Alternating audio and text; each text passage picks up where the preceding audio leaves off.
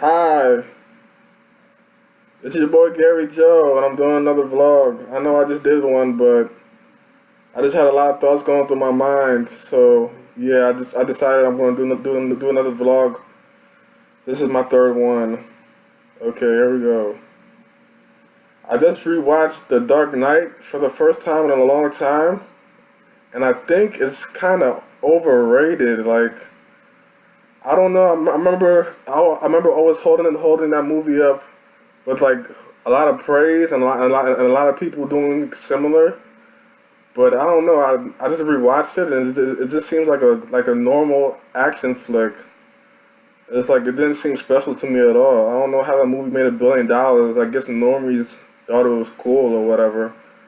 But I'm an OG Batman fan, so since like the '90s. So and I don't know. It just seemed really basic. Like there was barely any science fiction in it at all. It was just a normal action movie. Like, come on, like you couldn't give me some like Clayface or something like that, or Captain Cold. Like that's what Gotham, the TV show, is doing. I think um it's doing Batman pretty justice because like it's doing cool science fiction things like that. So if Gotham can do that on a TV budget, why couldn't the Nolan trilogy do cooler things? Even back in the day in the '90s, um, whoever made that one Batman movie with Captain Cold, not Captain Cold, Mister Freeze. Like if you could do that in the '90s, you could have given me some cooler science fiction stuff. I don't know. That's just my preference. I'm gonna see if I can get 20 minutes out of this video because if you see my last one, I say I like to do videos that are 20 minutes or longer. Also going, let me check my notes and see what else if I have anything else to say about that Batman movie. I never really held Batman Begins or The Dark Knight Rises up up to a high standard, but The Dark Knight for some reason I always held it up really high, but I just saw it again recently and I didn't like it. I didn't like it. I didn't like it that much. I just thought it was a normal action flick. Okay.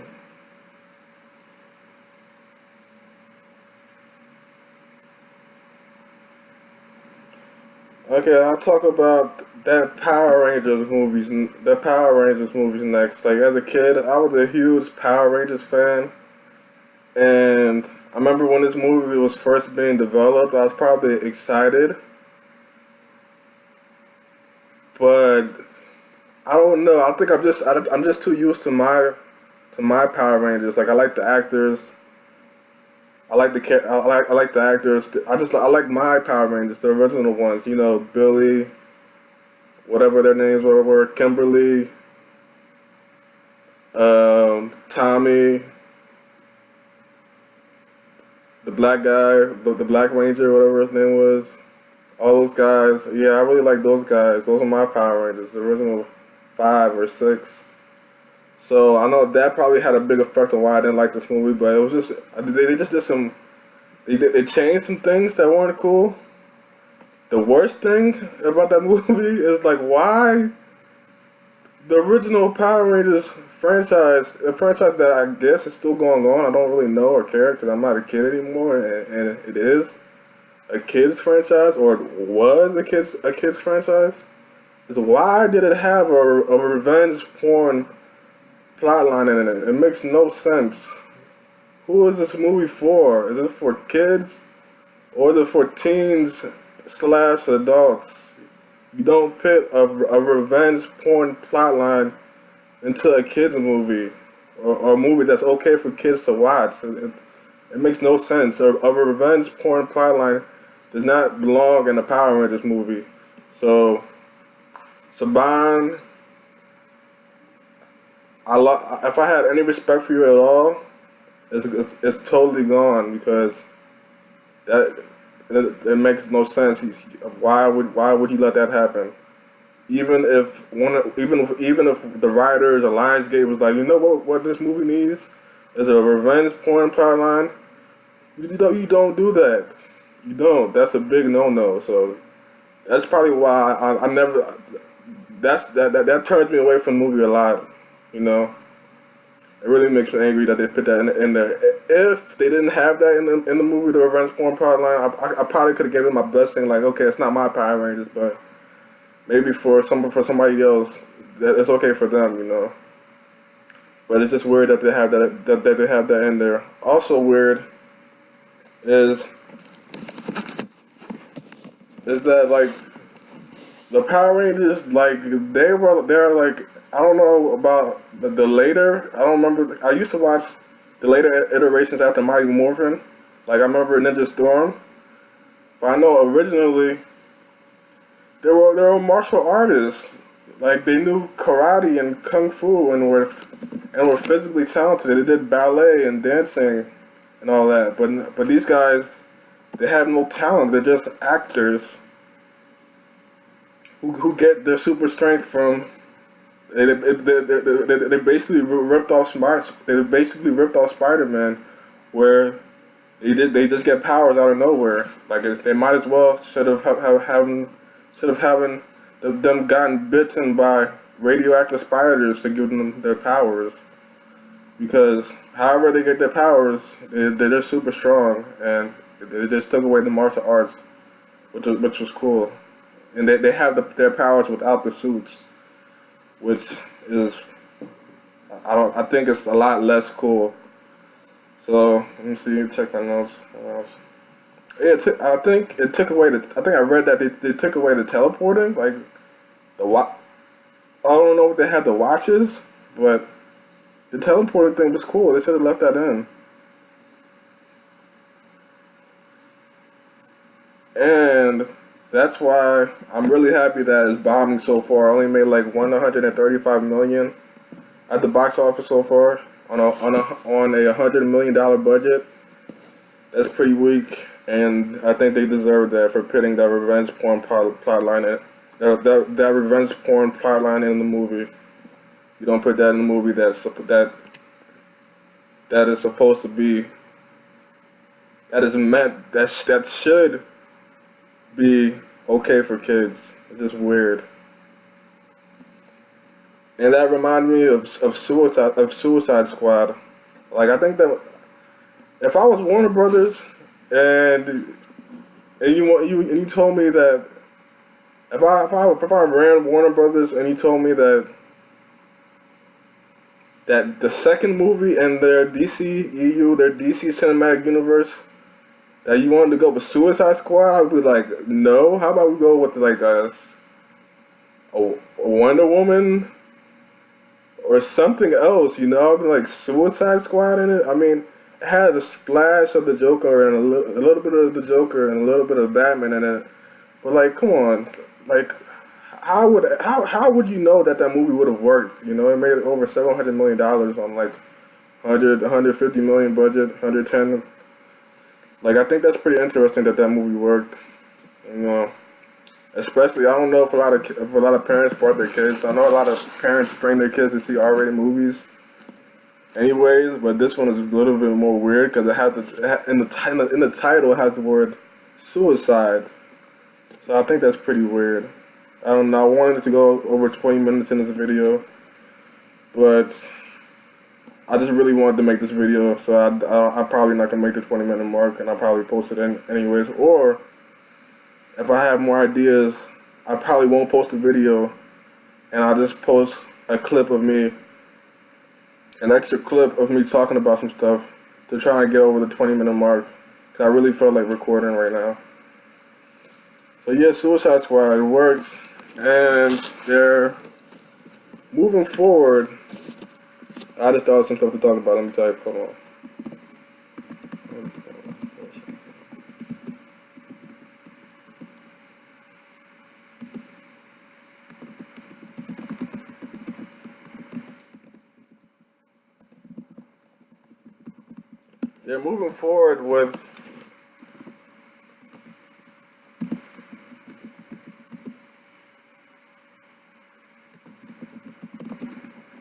They're moving forward with a Harley Quinn movie. Where they say they're moving forward with a Harley Quinn movie a Deadshot movie and a Suicide Squad 2 movie, which is most likely the Suicide Squad movie. The Suicide Squad sequel is most likely going to happen. But like I said before in my last video, like you see it with Shazam and the Flash. Who knows if any of these DC movies are ever going to happen? You know, the Flash got pushed back, so who knows? But the movie apparently moving forward with the Suicide Squad and Deadshot spin-offs, which is interesting, which is pretty cool. But well, interesting. I don't know if I'm a Deadshot movie could be cool. It could be a cool flick. But Harley Quinn, what are you gonna? Oh yeah, the Harley Quinn movie is gonna be like a, what are they called? The Gotham Girls. Maybe some Birds of Prey. We know the Batgirl movie is happening with Joss Whedon. That's pretty interesting. How Joss Whedon is making a Batgirl movie. I know that it's always been he's always said he's known for he did Buffy. Oh.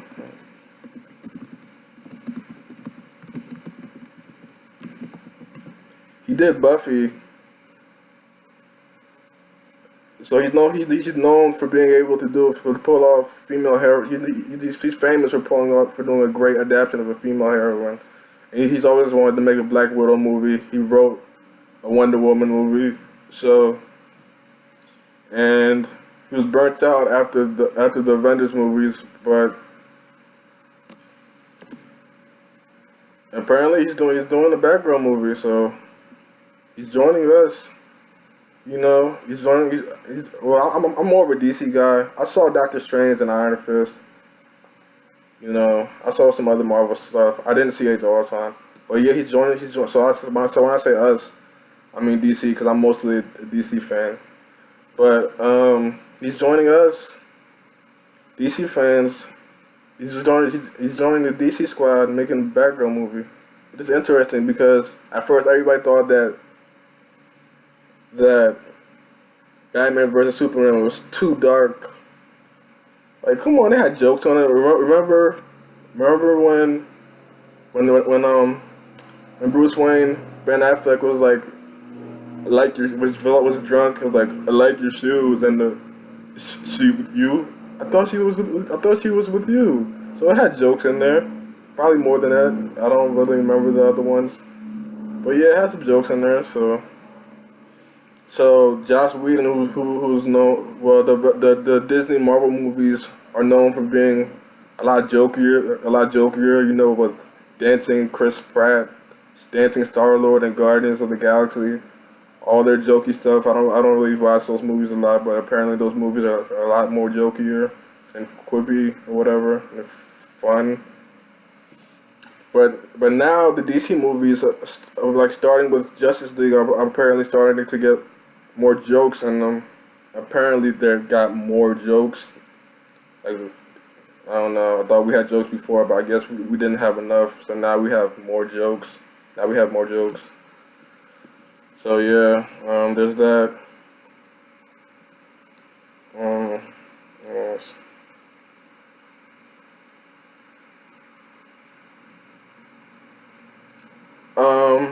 I thought that you know they always say with these, like, I thought with the Harley Quinn, like there's a Harley Quinn and Batman animated movie coming up. I think it's called like Harley Quinn and Batman or something like that. And when they picked out the voice actor, they said that she didn't even audition. I think they said that she didn't even audition. I think that's weird because she's doing such a great job. I don't know she's from the Big Bang Theory. I don't know what she normally sounds like in the Big Bang Theory, or what her regular voice is, or if she's known for, or if she's a talented voice actor, or she's really good at doing voices. Hold on, I'll be right back. Give me like 10 seconds.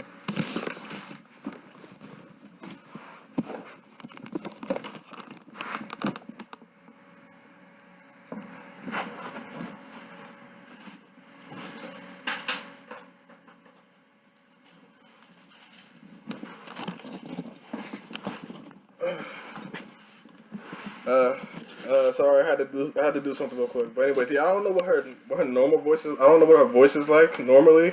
Well, actually, I have seen her talk before. But I don't know how they knew that she was gonna do such a great job if they didn't audition her. And maybe she's a she's a talented voice actor. Well, she is apparently obviously now. I obviously know now because I saw her Harley, and she's pretty cool. She's pretty good. And I thought it was weird that they said the same thing about the guy who's doing the Joker in the Gotham TV show. Like they said that they didn't audition him. I think it's weird that they cast such good people without auditioning them. I haven't seen Gotham in a while, so I don't really know how I feel about that voice actor. I don't know how I feel about Jerome. He looks the part. I like the way how he looks. He looks like a great proto. Like he looks like a great young Joker. He looks the part. I don't really remember how much I like his voice, but he looks the part. So yeah, I think it's weird how Hollywood sometimes just randomly casts good talent without even auditioning them or knowing without knowing for sure if they were good for the part. But that happens sometimes. And I'm at 16, so it looks like I'm gonna make the fame anymore. Yeah, I know this is obvious, but doesn't Wonder Woman give you like Xena the Warrior Princess vibes? Look up Xena and look up the current Wonder Woman. Like they give me like current vibes. And I said before my last video that I'm not too sure I'm going to see Wonder Woman in theaters. I know I might just probably check it out online when it releases online. I just want to give a quick list of some cool female heroines. There's Buffy, Cora, Alice from Resident Evil, and Xena. So there's that. I just wanted to get that list out. I wanted to talk about, I guess this might be my last topic. I might have to try and stretch it over three minutes. Oh, and I'll tell 2 more topics left. I'll talk about this stuff. Oh yeah, remember when that Robert Zemeckis rumor about him directing the Flash was out, but then it was confirmed that he's not going to do it because he's going to direct a different movie for a different movie company. Like that was like when I found out about that news, I was so happy after I looked up his resume because that guy, to me, he's prolific. Like his projects, his later projects haven't been that successful, but he's a talented visionary. He reminds me of James Cameron. Like he did Forrest Gump, and Back to the Future, and probably other stuff that I don't know. But he did a movie, a less successful movie that I thought was cool, and that a really cool CGI motion capture movie. So this guy knows technology, he knows running, he knows special effects. This guy would have been an interesting pick for the Flash. Yeah, I thought Beowulf was cool, but that movie didn't make that much money. Didn't make that much money. He did some other stuff. Yeah, I think that guy's pretty talented, and think he would have been an interesting pick. So it's a shame that isn't going to come through. He's kind of old. He's like 64, so it's not like he'll be directing like.